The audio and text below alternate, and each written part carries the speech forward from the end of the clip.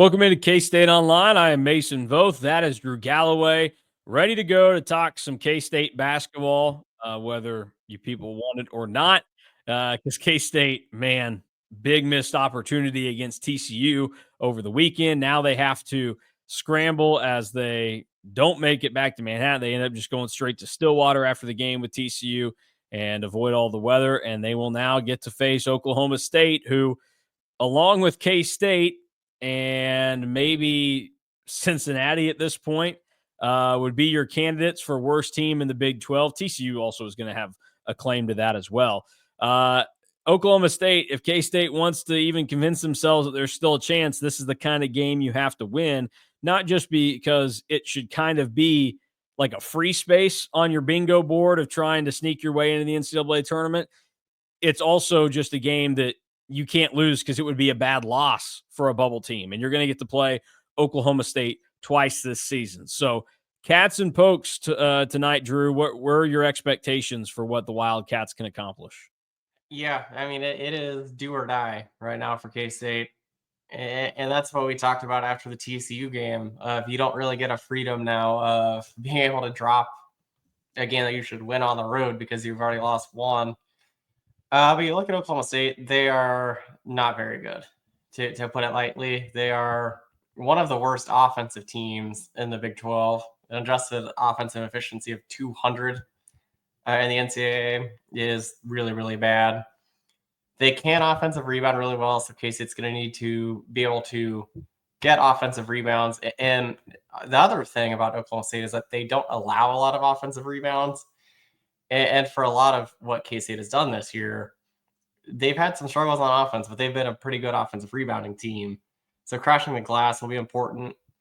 Another thing that is just kind of random and a little bit bizarre, these are two of the worst three-point defenses, not just in the Big 12, but in the country. Like both teams are in the 280s. So you kind of get a little bit nervous about that because in a game that, even though it doesn't feel like it should be a game that feels a little bit 50-50 because it's a road game, you worry about who gets hot, and whoever ends up getting hot might win the game. The good news is Steve Lutz has brought back the long time-honored tradition of Oklahoma State not being able to shoot for crap. Yes. The Cowboys are once again a terrible three-point shooting team this season at 31%. That's 264th in the country. So that's a positive because K-State is middle of the pack nationally when you talk about where they might stack up in terms of the three-point shooting. So that's a terrible three-point shooting game against TCU. Yeah, exactly. So I think that would give you a little bit of hope that K-State should be able to handle this one. And look, I want this to be a bigger picture conversation because on the game-by-game basis, there are going to be a lot of these that people don't really care about and aren't really significant for K-State basketball this season anymore. That all went out the window with a 7-6 start, and really a 6-5 start. Going 1-1 to start conference play, that doesn't really do it. It's everything that came before that. There are going to be a lot of people that make the argument, hey, they're not going to make the NCAA tournament. Why do you even throw that out there and talk about it? I know some people were talking about that on the boards today. The reason that we will still talk about it in this context and other people will is because if you don't have that and even just the thought like, hey, this team can do this and this and try to make some run, then this season is truly a lost cause already because there's nothing else that can happen throughout this year that is a positive unless, it gets so bad that Jerome Tang says, well, you know what, I'm just going to play David Castillo and Caleb Rich 30 minutes a game and let's see what happens. And then they miraculously become guys that can play 30 minutes a game in the Big 12 at this young stage of their career. So if K-State doesn't have that hope and that carrot to be dangled out there, then there's really nothing to care about with this team because most of these guys will not be here next year. You have a handful of guys that are out of eligibility, other guys that probably will decide to transfer out if this season goes as poorly as it seems to be trending, and others that you probably say, well, why would we want them back? This is not like the 2016 team that, my senior year of high school, getting ready to go to my freshman year of college. K-State finished 2016 missed the NCAA tournament again. That was the second straight year they had missed it under Bruce. That season's a little different, though, because it wasn't a lost cause, because you had Dean Wade, Barry Brown, and Kamal Stokes as young guys, freshmen on that team that you saw. Oh, there's some flashes here. Wes Iwundu was going to be back on the team the following year. And DJ Johnson was going to be back on the team again next year. Like, that was a team that had the pieces and they were building towards something. This team is not building towards anything for next year. This team was built with this year in mind. So if this year becomes something that doesn't matter, then there's no reason to talk or care about what happens with this team. So that's part of this equation. The other part, too, is I'm still going to say that I think there's a lot of talent on this basketball team. It's just they haven't been able to put it together, and there's a way better chance that they don't ever put it together this year. And I think that's something that people confuse when we talk about this. It's like, oh, you're lying to yourself, all this other stuff. I am fully aware that the chances of K-State turning this around and going to the NCAA tournament are very, very, very, very slim. But there is a scenario where it could happen, and I still believe in aspects of this team.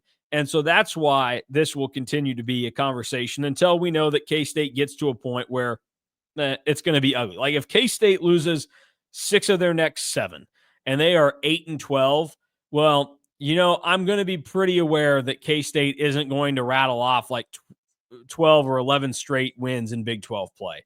So at that point, we'll start having different conversations about this basketball team. But until the clock hits 0 on them, metaphorically speaking, we're going to talk like there's a chance. And that's exactly how K-State should be operating within this season. Until you're totally wiped out of this thing, you have to continue to play and fight like there's a chance. And the best way to do it is by taking it to an Oklahoma State team that, yes, the record is better, but the team is not better than K-State. And K-State should win tonight in Stillwater by at least double digits. Yeah, I mean, you kind of took the words out of my mouth there. Like, I'm going to keep talking about, my bad. I'm going to take the road that K-State is a very talented team, and yes, they haven't put it together so far, and there's definitely a better chance that they don't ever put it together. But until they're like done, there's still a chance to make the NCAA tournament because they showed who they can be when they beat Cincinnati. Now Cincinnati might actually suck. Who knew? Yeah, but well, Drew knew. But you kind of look at that, like, that was the best 40 minutes that they've played. They didn't even play extremely well against TCU, or even like an average game against TCU, and still almost won that game. So you can see that they're improving and getting better. Is it going to translate into wins, or is it going to be a little bit of too little too late? So I'm intrigued for that reason. And honestly, I don't, and this is just us as like being people that have to talk about basketball and football, and you don't always get to have the good conversations of when things are going well. It's a lot easier to have the hope for us that there is still a chance to make the NCAA tournament.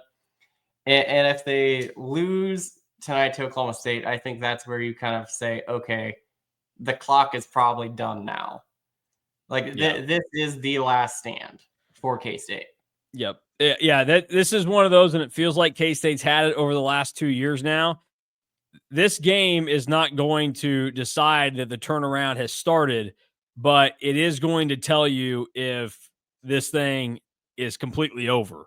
And you're right. I shouldn't have even said if they lose 6 of their next 7 or whatever it was. If they lose in Stillwater, take this team and tell them they're done. You can put this team down, and they're not anything to worry about the rest of the year. Because I don't think you can come back from losing like they did to TCU, the start they had in non-con play, and then losing in Stillwater to Oklahoma State. So we'll see what it looks like for K-State as they face the Cowboys. But I do think K-State gets it done, just because I think they're playing better despite the loss to TCU. I think there are still a lot of things to like about the direction. But again, the likelihood of it being something that is big and important enough to propel you forward to really turning this thing around is very small. I think K-State probably goes to Stillwater. It might get ugly because that's kind of how, Oklahoma State basketball games end up looking. I think K-State probably wins 68-57 is the final score that I'm throwing out there for the game tonight. I'll say K-State wins 68-62. Like right. I think it might get a little bit uncomfy. Oh, it will. But K-State is the better team and should end up coming out on top. And I would be a little bit disappointed, though, if we see Oklahoma State be able to do a lot of things on offense, because first 2 games of Big 12 play, oh, Lord, Oklahoma State has been terrible offensively.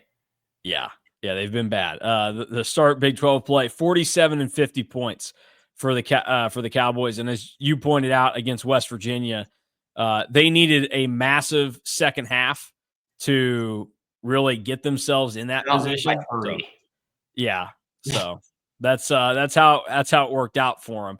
But they struggled in the early going there, and they got beat by 20 against West Virginia. So that will do it for us today. We'll have full post-game reaction from Stillwater. That'll be myself and Derek Young, as long as I, get on the road and I don't think, oh, these are terrible, I'm turning around. But DY will for sure be there because he drove from Fort Worth with the caravan of K-State media members, and we'll have everything to get you through either an okay win or a demoralizing and season-ending loss. The stakes have never been higher for K-State basketball this season, and we'll find out what direction they end up going after tonight's game. So for Drew Galloway, I'm Mason Voth. Thanks for watching and listening to K-State Online. Head over to On3, find KStateOnline.com to get all of your inside info and news that you want on K-State, including transfer portal, which is big in football right now, and unfortunately, basketball analysis if this game goes south.